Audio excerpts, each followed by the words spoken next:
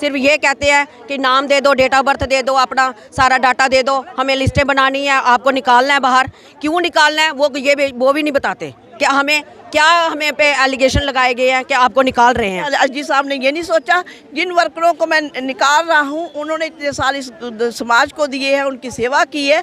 आज वो घर जाएंगी तो खाली हाथ कैसे जाएंगी? जब कोई बाजार भी जाता है तो कहता है कि मैं खाली हाथ कैसे घर जाऊँ, कुछ लेके जाऊँ। हमने तो 40-40 साल दे दिए इस नौकरी को। हमको बोलते हैं आपका है ना सेंट्रल गवर्नमेंट का काम है, सेंट्रल गवर्नमेंट का काम है, तो फिर ये स्टेट गवर्नमेंट क्यों निकाल रही है हमको? सेंट्रल गवर्नमेंट निकाले ना। ये रातों रात फैसला करके निकाल दिया, ना कोई ग्रेजुएटी, ना कोई पेंशन, ना कुछ, ऐसे निकाल दिया। हम कहाँ जाएंगे?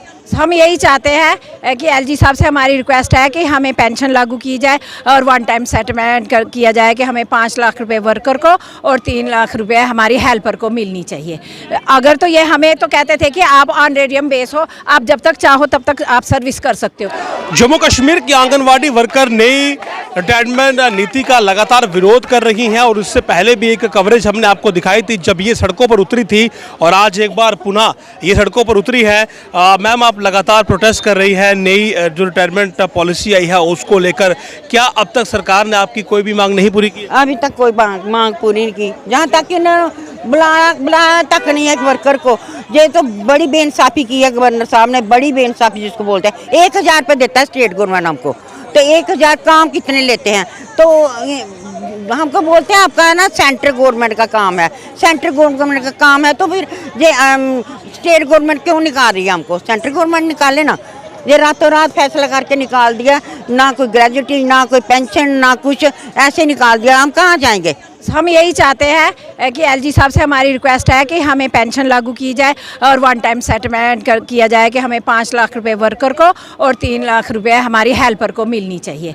अगर तो ये हमें तो कहते थे कि आप ऑन रेडियम बेस हो, आप जब तक चाहो तब तक आप सर्विस कर सकते हो, लेकिन आज इन्होंने कहा आप रिटायर। ठीक है, हम रिटायरमेंट के से हमें कोई ऑब्जेक्शन नहीं है, लेकिन वो हमारे बारे में भी थोड़ा सोचे कि ये भी अपना जीविका कैसे करेंगी। जो वर्करें विडो हैं, जो इसी पर डिपेंड है, वो कहाँ जाएंगी? अब इस एज में तो सभी को कुछ ना कुछ ज़रूरत होती है, कोई बीमार है, कोई कुछ। बस हमारी एक ही डिमांड है, हमें पेंशन दी जाए और हमें वो लमसम जो 5 लाख रुपया है वो दिया जाए। फिर हम सड़कों पे रहेंगे, फिर हम सड़कों पे ही रहेंगे, फिर क्या कर सकते हैं? हम कहाँ जाएंगे? इसमें तो बड़ी सारी लड़कियाँ इतने डिप्रेशन में चली जाएंगी, वो तो अपनी जान भी दे देंगी।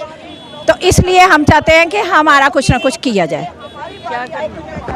आपसे मैं जानना चाह रहा हूँ कि ये जो भी पॉलिसी आई है, आप भी जाहिर सी बात है आप रिटायर हो चुकी होंगी, तो अपना जो पर्सनल खर्चा है वो आप कैसे चला रही हैं सर? सर कैसे, पहले हमें पे मिलती थी, चलो हमारा खर्चा निकल जाता था, चाहे कुछ चाहे थोड़ी थी, कुछ भी, फिर भी हम सफर था।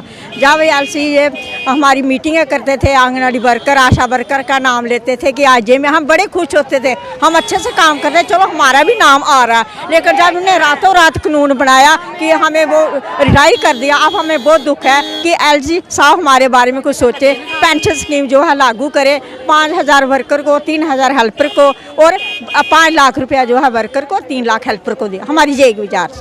हमारे साथ कोई बातचीत का न्योता नहीं आया, हमें आज तक हमें किसी ने नहीं बुलाया, जहाँ तक कि हमें डिपार्टमेंट ने नहीं पूछा। सिर्फ ये कहते हैं कि नाम दे दो, डेट ऑफ बर्थ दे दो, अपना सारा डाटा दे दो, हमें लिस्टें बनानी है, आपको निकालना है बाहर। क्यों निकालना है वो भी नहीं बताते कि हमें पे एलिगेशन लगाए गए हैं कि आपको निकाल रहे हैं। तो ठीक है, अगर वो कहते हैं कि 60 साल 70 साल से वर्कर हैं, तो अगर स्कीम के तहत वो 60 साल 70 साल की काम कर रही हैं तो वो डिपार्टमेंट में ही नहीं है, वो स्कीम के तहत है, उनको क्यों निकाला जा रहा है? कहते हैं स्कीम जो है उसको लागू नहीं हम कर सकते कि हम आपको एम्प्लॉयज़ नहीं बना सकते हैं, तो फिर निकाल भी नहीं सकते हैं आप निकाल क्यों रहे हैं? तो अगर निकाल लें, अगर आपको चलता है कि आप नहीं, हमारा काम आपको सेटल नहीं लग रहा है, तो आप इनको पेंशन दे दें, इनको वन टाइम सेटलमेंट दे दें, कुछ भी कुछ दे दें जो अपना घर का गुजारा करें और अपने हित के लिए सड़कों पर ना उतरें। तो मैं यही रिक्वेस्ट करूँगी एलजी साहब से। हम और रोज़ से बाहर निकलेंगे, हमारी बहनें और लड़ाई करेंगी। और हम क्या कर सकते हैं? हम सेंटर बंद कर देंगे, हम नहीं, जो पोस्टें ये निकाल रहे हैं हम नहीं निकलने देंगे। हम लोगों को अवेयर करेंगे कि आज हमारे साथ धोखा किया, कल आपके साथ भी करेंगे। ये हम उस रिटायरमेंट के लिए कहते हैं कि रिटायर करना एक प्रोसीजर है जॉब में, हम नहीं कहते हैं कि ना निकालें, लेकिन जब आपने निकालने का ऑर्डर किया तो आपने ये नहीं, एसडी साहब ने ये नहीं सोचा जिन वर्करों को मैं निकाल रहा हूँ उन्होंने इतने साल इस समाज को दिए हैं, उनकी सेवा की है, आज वो घर जाएंगी तो खाली हाथ कैसे जाएंगी? जब कोई बाजार भी जाता है तो कहता है कि मैं खाली हाथ कैसे घर जाऊँ, कुछ लेके जाऊँ। हमने तो 40-40 साल दे दिए इस नौकरी को, आज हम खाली हाथ कैसे जाएंगे? इसलिए हम चाहते हैं एसडी साहब से, मोदी साहब से रिक्वेस्ट करते हैं कि हमारे लिए पेंशन स्कीम लागू की जाए और कम से कम ग्रेजुएटी स्कीम लागू की जाए। 5 लाख रुपया वर्कर, 3 लाख रुपया हेल्पर को दिया जाए।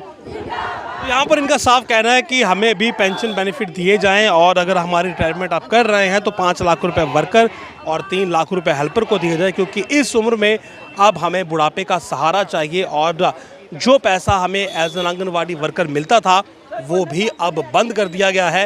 तो ऐसे में हमारा बुढ़ापा जो है वो कैसे गुजरेगा, इस बारे में सरकार को सोचना चाहिए। अन्यथा इनका साफ कहना है कि ये सड़कों पर उतरेंगी और अपनी लड़ाई को और मजबूत करेंगी। आप देखते रहिए जम्मू लिंक्स न्यूज़। नमस्कार।